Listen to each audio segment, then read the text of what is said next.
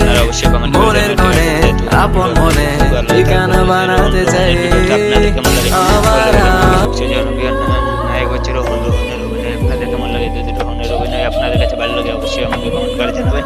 দাদা রোহনের অভিনয় আপনাদের কাছে খুব সুন্দর হয়েছে, তাই জন্য আমি আমার লাইক শেয়ার সাবস্ক্রাইব করে বসে রয়েছি। তাই জন্য তো রোহনের অভিনয়টা যদি অল্প হলে আপনাদের কাছে ভালো লাগে, আপনারা অবশ্যই লাইক শেয়ার সাবস্ক্রাইব করে আমার পাশে দেখবেন।